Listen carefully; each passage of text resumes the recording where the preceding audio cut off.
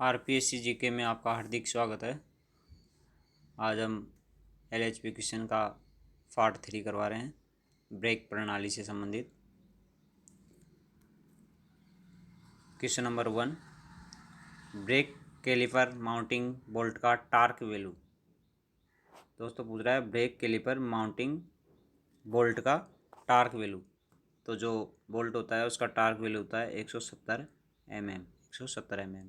Question number 2, LHB डिब्बों पर इस्तेमाल ब्रेक सिस्टम का सिद्धांत क्या है? कौन से सिद्धांत पर ब्रेक सिस्टम काम करता है एलएचबी का? एकल pipe air brake system, double pipe air brake system, disc air brake system के साथ डबल पाइप, इनमें से कोई नहीं। कौन सा करता है? डिस्क एयर ब्रेक सिस्टम के साथ double pipe. Question number 3, air tank की क्षमता क्या है? एलएचबी कोच में एयर टैंक की क्षमता क्या है? 200 लीटर। कितनी? 200 लीटर। 125 लीटर एयर टैंक इस्तेमाल होता है, किस में होता है 125 लीटर एयर टैंक? बताइए। ब्रेकिंग उद्देश्य में। 75 लीटर एयर टैंक इस्तेमाल होता है शौचालय उद्देश्य। 6 number question, CR tank, CR control reservoir, CR tank की क्षमता क्या है? सीआर टैंक की क्षमता क्या है दोस्तों? 5 लीटर, 6 लीटर, 9 लीटर, 8 लीटर।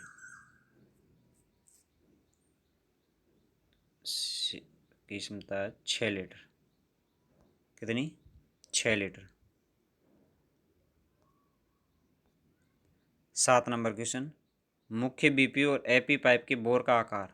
मुख्य बीपी और एपी पाइप के बोर का आकार 25 mm बोर होता है। कितना mm? 25 mm। Question number 8, BC line branch जो पाइप होती है, बीसी लाइन ब्रांच पाइप, उसका व्यास 18 mm। कितने? 18 mm।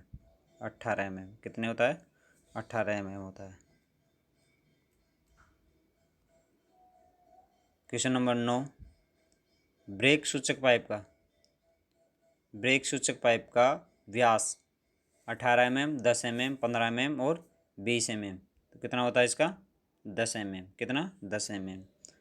10 नंबर, जब ब्रेक सूचक लाल दिखता है या लाल दिखाता है, एलएचबी कोच में ब्रेक सूचक जब लाल दिखाता है तो ब्रेक क्या होगा? रिलीव्ड होगा, अप्लाई होगा, संकेत खराब होगा, कोई नहीं होगा। क्या होगा? अप्लाइड होगा। क्या होगा? अप्लाइड। 11 नंबर, जब ब्रेक सूचक हरा दिखाता हो तो ब्रेक होगा रिलीज्ड। क्या होगा? रिलीज्ड दोस्त। क्वेश्चन नंबर 12, ब्रेक एक्सीलेटर है। ब्रेक एक्सीलेटर क्या है? Brake accelerator brake actuating device, आपातकालीन brake application device.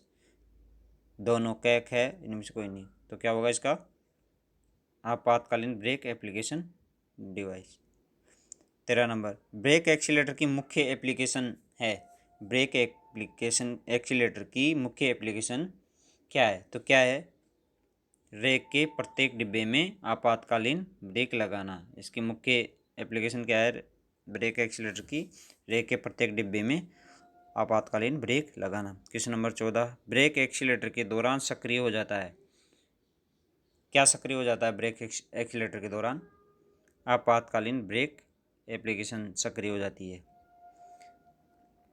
Question number 15,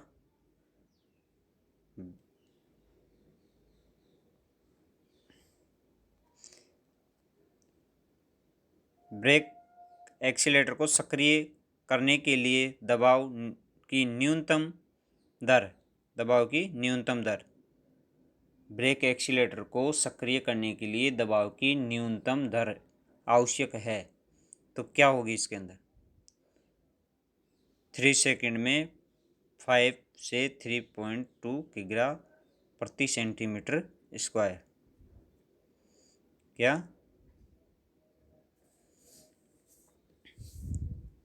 गै 16 नंबर, ब्रेक एक्सीलेटर रिसाव करना बंद कर देता है जब बीपी प्रेशर पहुंचता है। तो ब्रेक एक्सीलेटर रिसाव करना बंद कर देगा जब बीपी प्रेशर पहुंचता है। कितना? 2.5 से 1.5 किग्रा प्रति वर्ग सेमी। क्वेश्चन नंबर 17, ब्रेक एक्सीलेटर जुड़ा हुआ होता है किससे? ब्रेक एक्सीलेटर किससे जुड़ा होता है? बीपी पाइप से। किससे? बीपी पाइप से। 18 नंबर, कितने प्रेशर टैंक जनरेटर कार पर प्रदान किए जाते हैं? जनरेटर कार पर कितने प्रेशर टैंक प्रदान किए जाते हैं? 4। कितने? 4।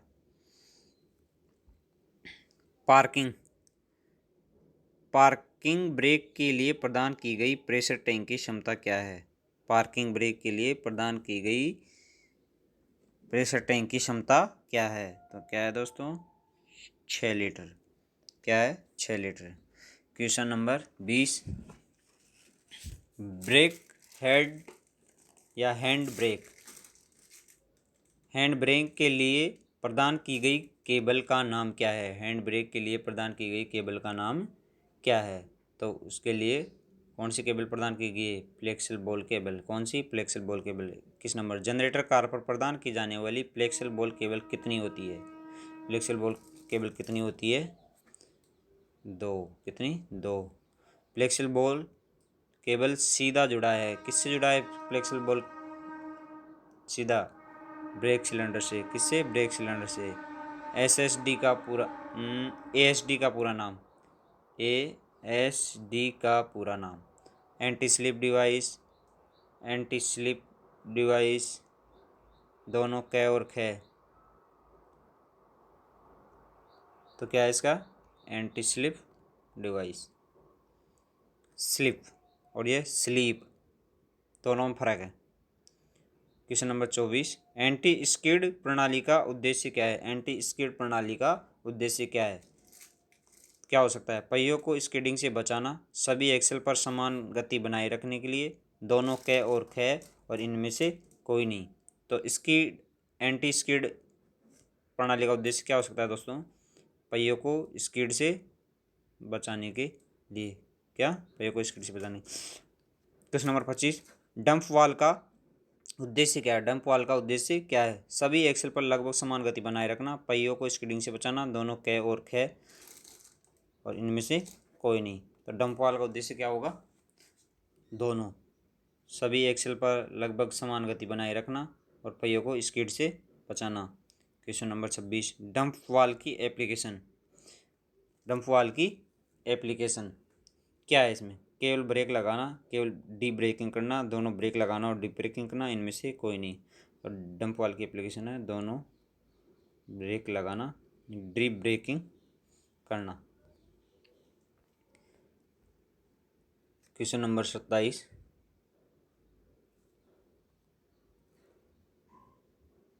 डंप वाल को ऑपरेट करने के लिए आवश्यक बिजली। डंप वाल को ऑपरेट करने के लिए आवश्यक बिजली कितनी चाहिए? 110 डीसी। 110 डीसी कितनी चाहिए? 110 डीसी। एंटी स्किड प्रणाली क्या है? एंटी स्किड प्रणाली ये न्यूमेटिक प्रणाली है। कौन सी है? न्यूमेटिक प्रणाली। स्पीड सेंसर का उद्देश्य क्या है? स्पीड सेंसर का उद्देश्य क्या है? स्पीड सेंसर का उद्देश्य है प्रत्येक एक्सल के चक्रों की गणना करने के लिए, प्रत्येक एक्सल की समान गति बनाए रखने के लिए, कै या ख, इनमें से कोई नहीं। तो स्पीड सेंसर का उद्देश्य है प्रत्येक एक्सल के चक्रों की गणना करने के लिए। सेंसर। 30 नंबर, सेंसर और फोनिक व्हील के बीच एयर गैप की सीमा क्या है? सेंसर और फोनिक व्हील के बीच एयर गैप की सीमा क्या है? तो एयर गैप की सीमा क्या होती है? 0.9 से 1.4 mm। 0.9 से 1.4 mm क्या होती है? 0.9 से 1.4 mm। 31 नंबर, प्रेशर स्विच का उद्देश्य क्या है? प्रेशर स्विच का उद्देश्य क्या है? इसका उद्देश्य है एंटी स्किड प्रणाली को ऑपरेट करने का या करने के लिए। 32 नंबर, प्रेशर स्विच सक्रिय होता है ट्रेन प्रेशर पहुंचने पर। प्रेशर स्विच ऑपरेट होता है कब? ट्रेन प्रेशर कितना पहुंच जाएगा? 1.3 से 1.8 बार। क्वेश्चन नंबर 33, नौर बीम प्रणाली में प्रेशर स्विच जुड़ा है। नौर बीम प्रणाली में प्रेशर स्विच जुड़ा है, किससे जुड़ा है? एफपी लाइन से। किससे जुड़ा है? एफपी लाइन से। एसएबी डब्ल्यूएबीसी को वेबको प्रणाली में प्रेशर स्विच जुड़ा है। एसएबी वेबको प्रणाली में प्रेशर स्विच जुड़ा है, किससे जुड़ा है? एफपी लाइन से। किससे? एफपी लाइन से। एलएचबी कोच में या एलएचबी कोचों में कितने ब्रेक सिलेंडर का उपयोग किया जाता है? तो एलएचबी कोचों में कितने ब्रेक सिलेंडर का उपयोग किया जाता है? 6, 4, 8, 16 उपयोग किया जाता है इसमें 8। क्वेश्चन नंबर 35 हो गया। 36 नंबर, यदि एंटी स्किड प्रणाली सक्रिय नहीं होती है तो कारण हो सकते हैं। यदि एंटी स्किड प्रणाली सक्रिय नहीं होती है तो इसके क्या कारण हो सकते हैं? फ्यूज 63 और 65 का उड़ना हो सकता है। प्रेशर स्विच की सेटिंग का गड़बड़ होना, दोनों क और ख इनमें से कोई नहीं। तो ये क्या हो सकता है इसका दोस्तों? दोनों क और ख।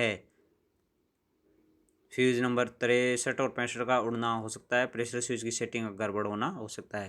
क्वेश्चन नंबर 37, माइक्रो प्रोसेसर पर दिखाया गया 99 कोड के का मतलब क्या है? माइक्रो प्रोसेसर पर एक 99 कोड दिखाया जाता है, उसका मतलब क्या है? इसका मतलब है पूरा सिस्टम पूरी तरह से काम कर रहा है। इसमें बहुत सारे कोड दिखाए गए हैं जो अलग अलग मार्गदर्शन करते हैं। क्वेश्चन नंबर 38, यदि माइक्रो प्रोसेसर 32 कोड दिखाता है तो मतलब है प्रोसेसर 32 कोड दिखाता है तो इसका मतलब है एक एक्सेल पर स्थायी दोष है। एक एक्सेल पर स्थायी दोष है। यदि माइक्रो प्रोसेसर 73 कोड दिखाता है 73 कोड दिखाता है तो इसका मतलब है विभिन्न एक्सेल पर स्थायी दोष है।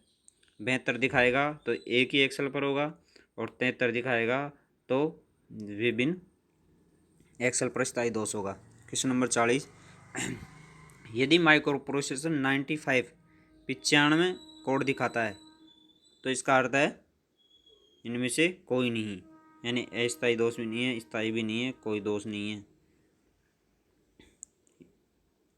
41 नंबर, जब इमरजेंसी ब्रेक फुल बॉक्स खींचा जाता है तब कितना प्रेशर गिरता है? तो इसमें लगभग 3 किग्रा प्रति वर्ग सेंटीमीटर प्रेशर गिरता है। क्वेश्चन नंबर 42, कौन सा? क्वेश्चन नंबर 42,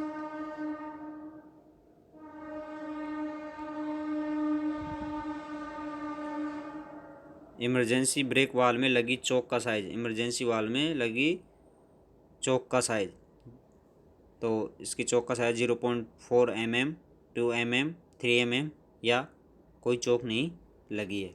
तो इमरजेंसी ब्रेक वाल में लगी चौक का साइज क्या है? तो कोई चौक नहीं लगी है।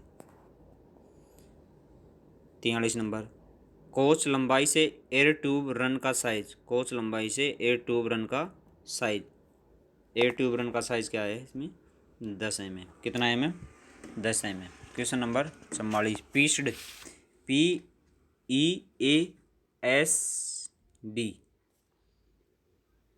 PEASD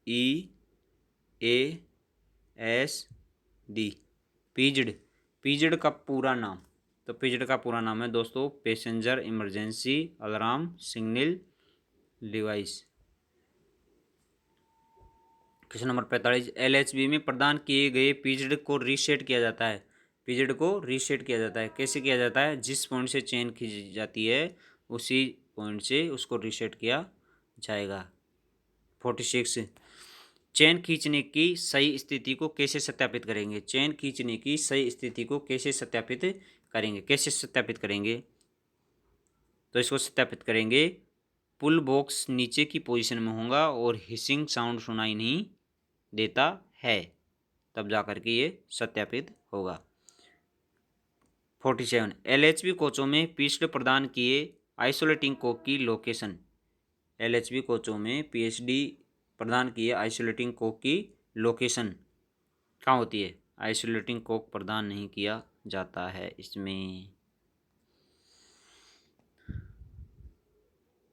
48।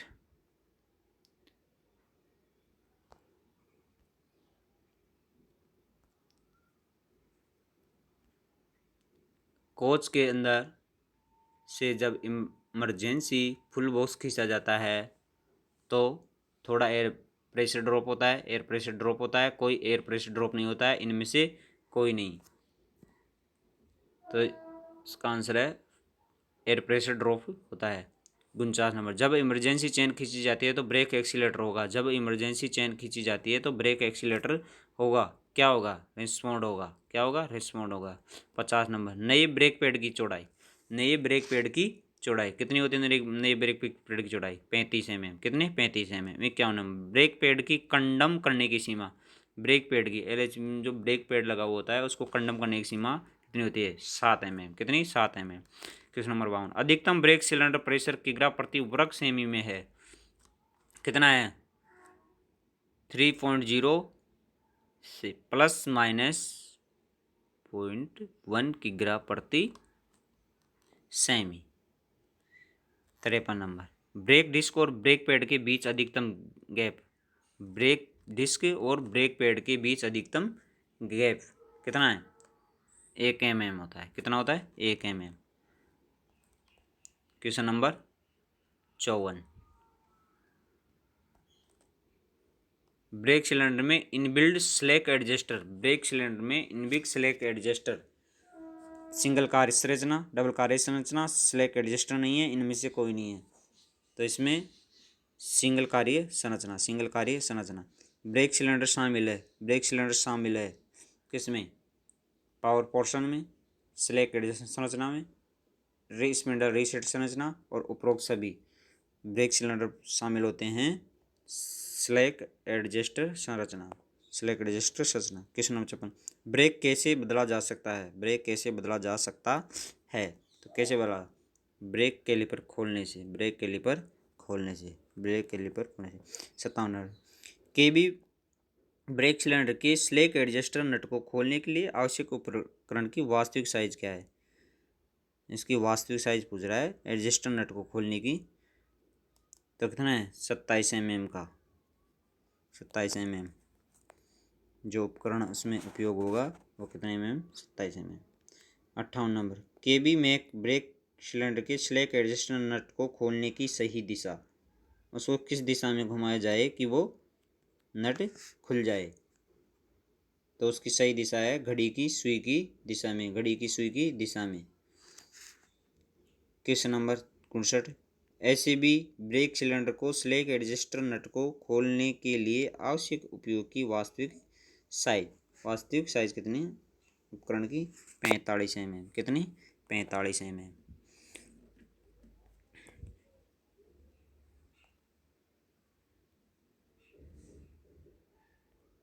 क्वेश्चन नंबर 60, ऐसे भी ब्रेक सिलेंडर का डायमीटर। ऐसे भी ब्रेक सिलेंडर का डायमीटर। तो ऐसे भी ब्रेक सिलेंडर का डायमीटर कितना है? 256 mm। कितना? 256 mm। 61 नंबर, ब्रेक पैड की अधिकतम लंबाई। ब्रेक पैड की अधिकतम लंबाई 330 mm। 330 mm। ब्रेक पैड का घर्षण क्षेत्रफल। ब्रेक पैड का घर्षण क्षेत्रफल कितना है? 400 वर्ग सेमी। 400 वर्ग सेमी। 63 नंबर, यदि ब्रेक सिलेंडर पाइप प्रेशर, यदि ब्रेक सिलेंडर पाइप प्रेशर 0.6 बार से कम है तो ब्रेक इंडिकेटर दिखाएगा। क्या दिखाएगा? हरा दिखाएगा। 64 नंबर, यदि ब्रेक सिलेंडर पाइप प्रेशर 0.6 बार के बराबर या इससे अधिक है तो ब्रेक इंडिकेटर दिखाता है। क्या दिखाएगा? लाल दिखाएगा। क्या? लाल दिखाएगा।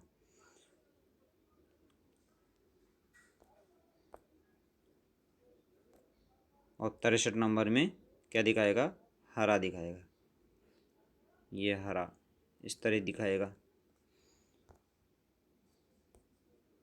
और 64 नंबर में इस तरह का कलर दिखाई देगा, लाल। क्वेश्चन नंबर 65, ब्रेक डिस्क का डायमीटर क्या है? ब्रेक डिस्क का डायमीटर क्या है? तो क्या है? 110 mm, 640 mm, 17 mm, 125 mm। तो क्या है दोस्तों? ब्रेक डिस्क का डायमीटर, ये तो आपको पता ही होगा, 640 mm। कितना? 640 mm। 66 नंबर, ब्रेक डिस्क बनाया जाता है। ब्रेक डिस्क बनाया जाता है किससे बनाया जाता है? ब्रेक डिस्क, ब्रेक डिस्क बनाया जाता है ग्रे कास्ट आयरन से, ग्रे कास्ट आयरन से।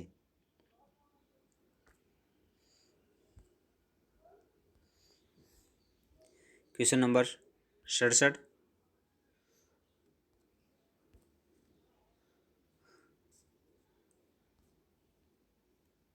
क्वेश्चन नंबर 67, ब्रेक डिस्कों के बीच फिन्स प्रदान की जाती है।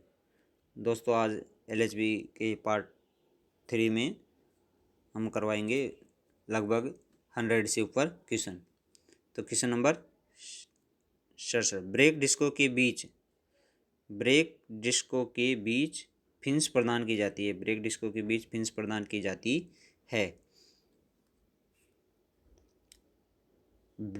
ब्रेक डिस्क को मजबूत करने के लिए, डिस्क को ठंडा करने के लिए इनमें से कोई नहीं, दोनों क और ख, तो फिन्स प्रदान की जाती है। क्यों प्रदान की जाती है? डिस्क को ठंडा करने के लिए, 68 नंबर, सामान्य एक्सल पर ब्रेक डिस्क की कितनी दूरी पर लगाया जाता है? सामान्य एक्सल पर ब्रेक डिस्क कितनी दूरी पर लगाया है? 1030 mm, 1070 mm, 1100 mm, 1125 mm। तो इसका 1030 mm, कितना? 1030 mm। व्हील के इनर फेंस से ब्रेक डिस्क की दूरी, व्हील के इनर फेस से ब्रेक डिस्क की दूरी, तो इसकी ब्रेक डिस्क की दूरी कितनी होती है वहाँ से, इनर फेस से? 210 mm। कितनी? 210 mm। 70 नंबर, भारतीय रेलवे पर कितने प्रकार की ब्रेक प्रणाली उपयोग हो रही है? भारतीय रेलवे पर कितने प्रकार की ब्रेक प्रणाली उपयोग हो रही है? कितने प्रकार की हो रही है? 4 प्रकार की। कितने? 4 प्रकार की। 71 नंबर, LHB कोचिंग स्टॉक पर किस प्रकार की एक ब्रेक प्रणाली उपयोग हो रही है? LHB कोचिंग स्टॉक पर किस प्रकार की एयर ब्रेक प्रणाली उपयोग हो रही है? तो LHB कोचों में कौन सी हो रही है? ट्विन पाइप ब्रेक प्रणाली, 72 नंबर, LHB पावर कार पर कितने प्रकार की ब्रेक प्रणाली? LHB पावर कार पर, तो LHB पावर कार पर 2 प्रकार की ब्रेक प्रणाली हो रही है। कितने प्रकार की? 2 प्रकार की। 73 नंबर, LHB पावर कार पर हैंड ब्रेक लगाया जाता है, बिल्कुल हैंड ब्रेक लगाया जाता है, तो उसे क्या कहते हैं?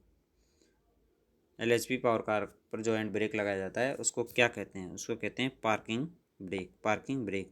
व्हीलों पर हैंड ब्रेक लगाए जाते हैं, केवल एक, कोई 2, कोई 3, उपरोक्त सभी, कोई भी 2। 75 नंबर क्वेश्चन आ गया। LHB कोचों पर डिस्क ब्रेक प्रणाली को लगाने के मुख्य लाभ क्या है?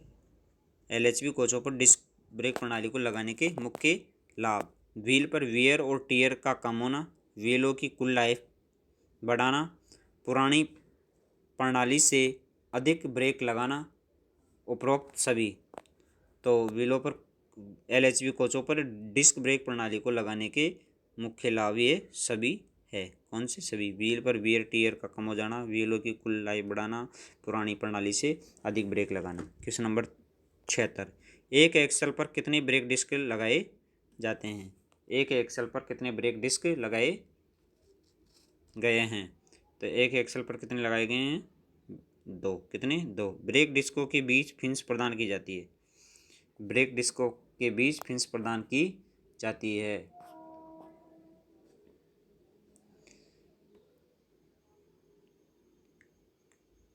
कितनी की जाती है? क्यों की जाती है ब्रेक डिस्कों के बीच फिन्स प्रदान? बताइए दोस्तों। ब्रेकिंग के दौरान प्रभावी कूलिंग प्रदान करने के लिए, ब्रेक डिस्क के वजन को कम करने के लिए, ब्रेक डिस्क को मजबूत करने के लिए, ब्रेक डिस्क का घर्षण गुण बढ़ाने के लिए। कितना अच्छा क्वेश्चन है दोस्तों, आप कमेंट बॉक्स में ज़रूर बताइएगा। 77 नंबर क्वेश्चन का आंसर बहुत अच्छा है। क्वेश्चन नंबर 78, कितने ब्रेक डिस्क एक पावर कार पर प्रदान की जाती है? कितने ब्रेक डिस्क एक पावर कार पर प्रदान किए जाते हैं? कितने किए जाते हैं? 8। कितने? 8। कितने? 8। LHB कोचों पर कितने ब्रेक डिस्क प्रदान किए जाते हैं? एक LHB कोच पर कितने ब्रेक डिस्क प्रदान किए जाते हैं? कितने किए जाते हैं? 12। कितने 12। ए प्रकार की कोच में कितने ब्रेक सिलेंडर प्रदान किए जाते हैं? ए प्रकार की कोच में कितने ब्रेक सिलेंडर प्रदान किए जाते हैं? 2। कितने? 2। 81 नंबर। ए बी प्रकार की कोच में कितने ब्रेक सिलेंडर प्रदान किए जाते हैं? ए बी प्रकार की कोच में 4 प्रकार के ब्रेक सिलेंडर उपयोग में या प्रदान किए जाते हैं। Question number 82। Question number 82।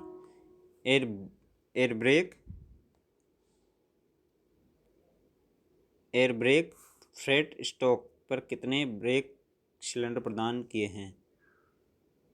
82 number. Air brake freight stock पर कितने ब्रेक सिलेंडर प्रदान किए हैं? कितने किए हैं? 1। 83। एक LHV कोच या LHV प्रकार की कोच में कितने ब्रेक सिलेंडर उपयोग हो रहे हैं? कितने ब्रेक सिलेंडर उपयोग हो रहे हैं? 8। कितने? 8। मुख्य बीपी पाइपलाइन का आउटर डायमीटर, मुख्य बीपी पाइपलाइन का आउटर डायमीटर कितना होता है? 32 mm। कितना? 32 mm। ये बीपी 32 mm और FP 32 mm और जो BC पाइप होता है वो 18 mm। कितना? 18 mm।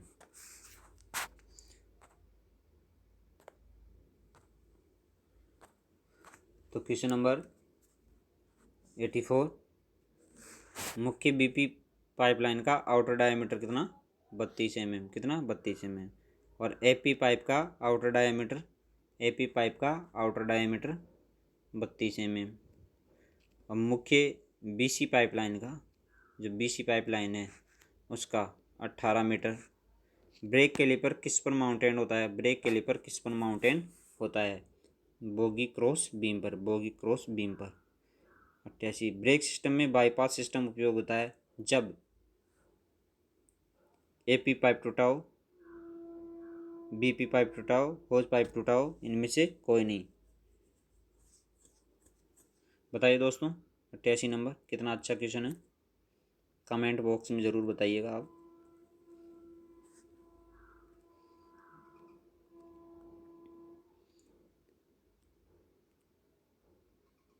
Question number 89। Brake system में सिंगल पाइप सिस्टम उपयोग होता है। ब्रेक सिस्टम में सिंगल पाइप सिस्टम उपयोग होता है जब AP पाइप टूटा हो, BP पाइप टूटा हो, होज पाइप टूटा हो, इनमें से कोई नहीं, इनमें से कोई नहीं। 90। ब्रेक कैलिपर यूनिट के लिए जांच की जाना चाहिए। ब्रेक कैलिपर यूनिट के लिए जांच की जाना चाहिए। कोऑर्डिनेट भाग, वर्नआउट, पिनो, फ्री लीवरेज, उपरोक्त सभी। तो उपरोक्त सभी।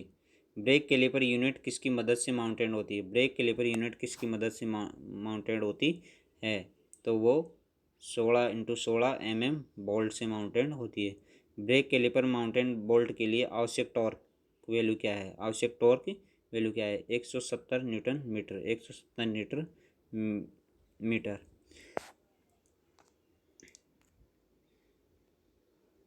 तरान।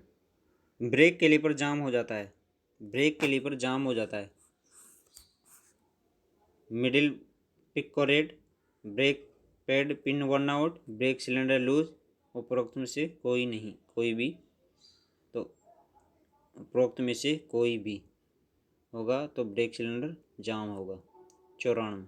क्या कर सकते हैं ब्रेक कैलिपर यूनिट जाम होने से बचाने के लिए?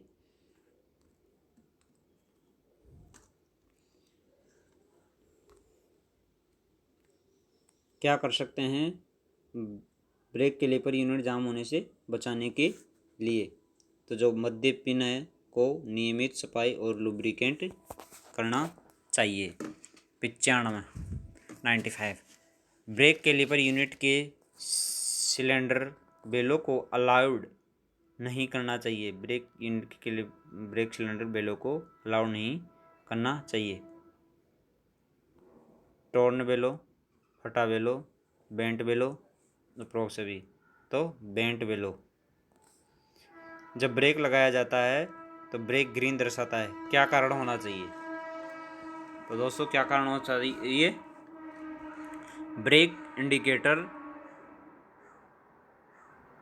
रिलीज की स्थिति में अटक गया।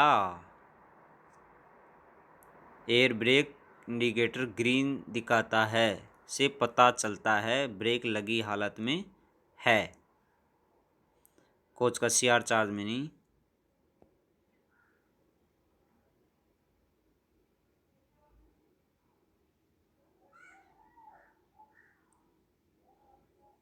ठीक है दोस्तों। 98 रेक के ड्रॉप परीक्षण के दौरान रेक के ड्रॉप परीक्षण के दौरान बीपी ड्रॉप की अधिकतम सीमा। बीपी ड्रॉप की अधिकतम सीमा क्या है? बीपी ड्रॉप की अधिकतम सीमा इसकी 0.2 kg प्रति वर्ग सेमी। 90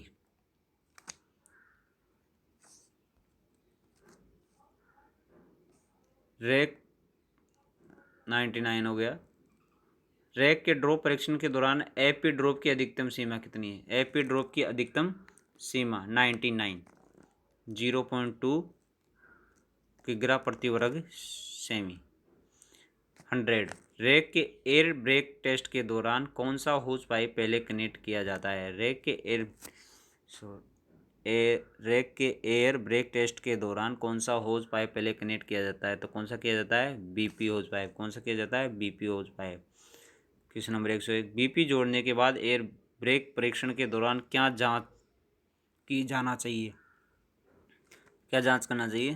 केवल बीपी गेज का प्रेशर दिखाता है, केवल एपी प्रेशर दिखाता है, दोनों बीपी और एपी गेज का प्रेशर दिखाता है। तो इनमें से कोई नहीं क्या है? इनमें से कोई नहीं। 102 पार्किंग ब्रेक प्रेशर टैंक को चार्ज किया जाता है। पार्किंग ब्रेक प्रेशर टैंक को चार्ज किया जाता है एपी लाइन के द्वारा। सर्विस एप्लीकेशन 103 सर्विस एप्लीकेशन के दौरान ब्रेक अप्लाई होना चाहिए। सर्विस एप्लीकेशन के दौरान ब्रेक अप्लाई होना चाहिए 3 से 5 सेकंड में। 3 से 5 सेकंड में। 104 सर्विस एप्लीकेशन दौरान ब्रेक एक्सीलेटर होगा। क्या होगा? ब्रेक एक्सीलेटर सर्विस एप्लीकेशन दौरान रिस्पॉन्ड नहीं होगा। 105 फुल ब्रेक एप्लीकेशन दौरान ब्रेक सिलेंडर में अधिकतम प्रेशर है। कितना प्रेशर है अधिकतम? 3 किग्रा प्रति वर्ग centimetre. 106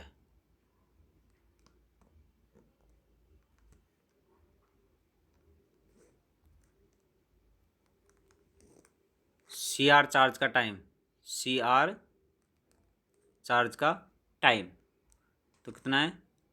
150 second, 160 second, 140 second, 120 second. तो 160 सेकंड यानी कि 2 मिनट और 40 सेकंड। 107 फुल ब्रेक एप्लीकेशन के बाद ब्रेक रिलीज हो जाना चाहिए या ब्रेक रिलीज होने चाहिए 15 से 20 सेकंड। 15 से 20 सेकंड। 108 ब्रेक बाइंडिंग के केस में पहले क्या जांच की जानी चाहिए? तो क्या करनी चाहिए? एक ट्रॉली पर ब्रेक वाइंडिंग, दोनों ट्रॉली पर ब्रेक वाइंडिंग, एक व्हील सेट पर ब्रेक वाइंडिंग।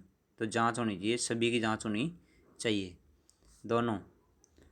109 दोनों ट्रॉली पर ब्रेक बाइंडिंग के केस में पहले आप क्या करोगे? दोनों ट्रॉली पर ब्रेक बाइंडिंग के केस में पहले आप क्या करोगे? आप सभी दोस्तों ने ब्रेक बाइंडिंग ज़रूर अटेंड की होगी, तो आप सबको पता होगा उस हालत में क्या करेंगे। दोनों ट्रॉली को अलग करेंगे, डीवी वाल को अलग करेंगे, क्विक रिलीज वायर को खोलेंगे, उपरोक्त में से कोई भी। तो दोनों ट्रॉली पर ब्रेक बाइंडिंग के केस में पहले हम करेंगे दोनों ट्रॉली को अलग। 110 एक ट्रॉली पर ब्रेक बाइंडिंग के केस में पहले आप क्या करोगे? एक ट्रॉली पर ब्रेक बाइंडिंग के केस में पहले आप क्या करोगे? जो प्रभावित ट्रॉली है उसी को अलग करेंगे। 111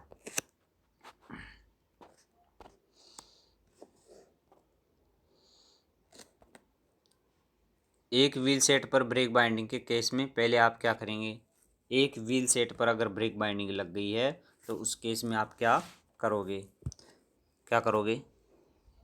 दोनों ब्रेक के लीवर जाम है कि जांच करोगे, प्रभावित व्हील के डंप वाल्व की जांच करेंगे,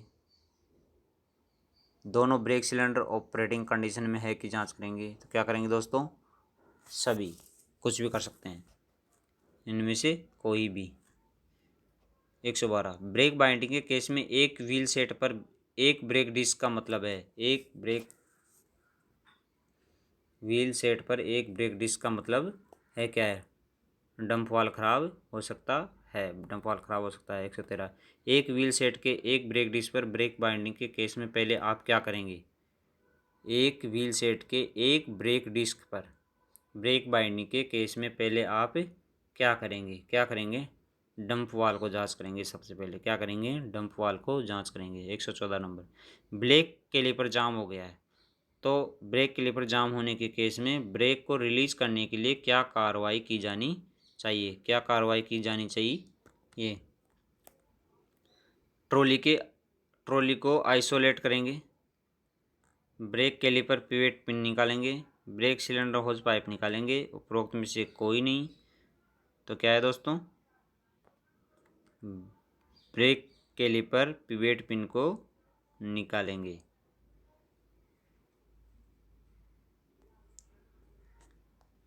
question number 15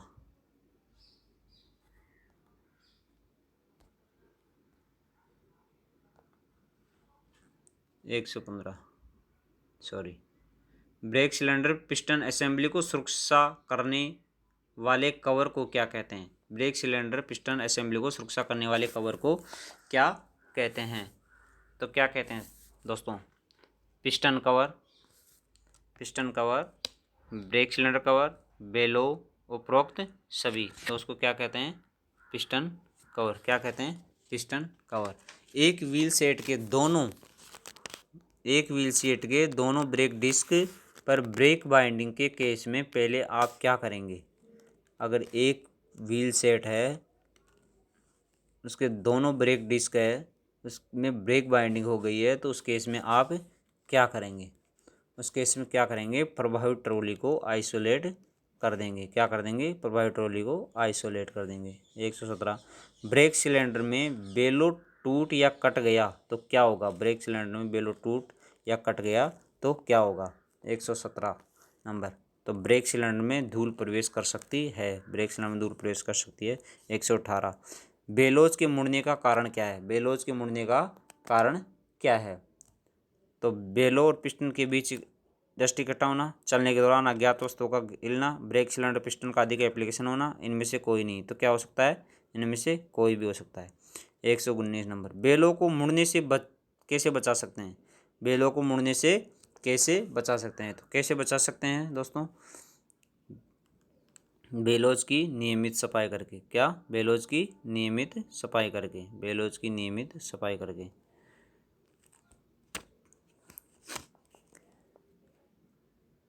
question number 120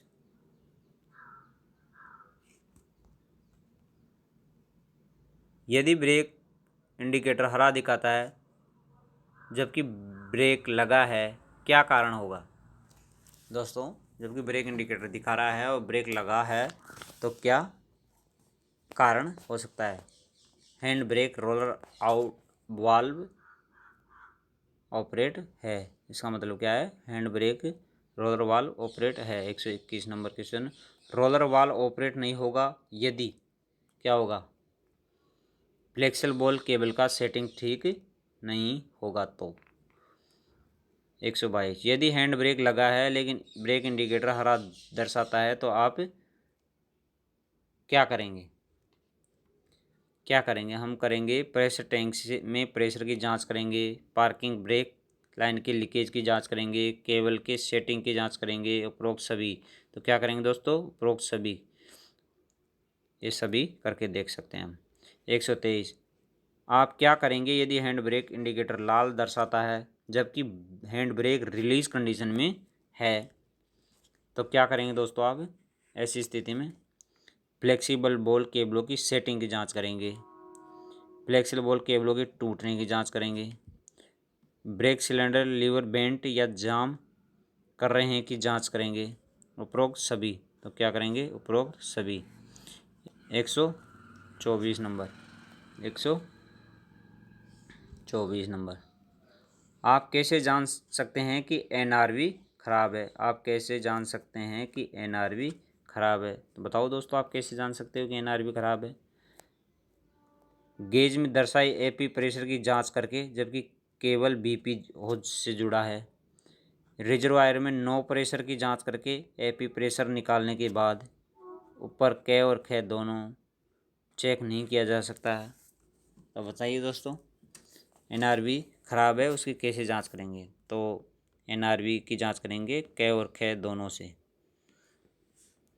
gauge में दर्शाए एपी प्रेशर की जांच करके, जबकि केवल बीपी से जुड़ा है। और रिजर्वायर में नो प्रेशर की जांच करके एपी प्रेशर निकालने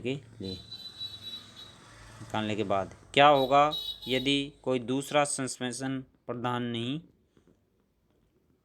किया? क्या होगा यदि कोई दूसरा सस्पेंशन प्रदान नहीं किया? प्रश्न में थोड़ी मिस्टेक है दोस्तों,